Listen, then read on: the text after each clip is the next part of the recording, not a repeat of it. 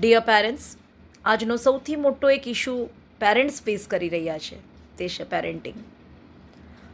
Children આગળ ઘણા બધા સોર્સ છે જેથી એ બગડી શકે છે અને બગડે છે. ત્યારે આપણે એઝ અ પેરેન્ટ લાચાર કે હારી જતા હોઈએ છીએ એવું આપણને લાગે છે, પણ ક્યાંક ને ક્યાંક આ લાચારી પાછળ કે આ હાર પાછળ આપણે પોતે પણ જવાબદાર છીએ.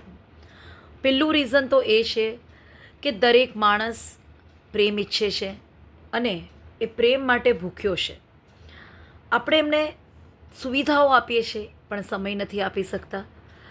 આજે ન્યુક્લિયર ફેમિલીમાં રહેવાથી આપણે લોકો એ દાદા દાદીના પ્રેમથી એમને વંચિત કરી રહ્યા છે, જે ખૂબ જ જરૂરી છે. ક્યાંક ને ક્યાંક જીવનમાં એક પોઝ જરૂરી છે જે આપણે નથી કરી રહ્યા. આપણે કોમ્પિટિશનની હારમાં કે કોમ્પિટિશનની એમ કહીએ કે હાર્ડમાં એટલા બધા આગળ વધ્યા છે કે બેઝિક વેલ્યુઝ, મોરલ વેલ્યુઝ સાથે એ સંતુલન નથી રહેતું. આપણે બાળકોના લેવલ લગી નથી પહોંચી શકતા. ત્યારે એ બાળક જિદ્દી કહીએ કે પછી આપણે કહીએ કે એ વસ્તુ માટે અમુક વસ્તુ માટે કે અમુક લત એને લાગી જશે, જેના માટે એ પોતે જવાબદાર નથી. આપણે જવાબદાર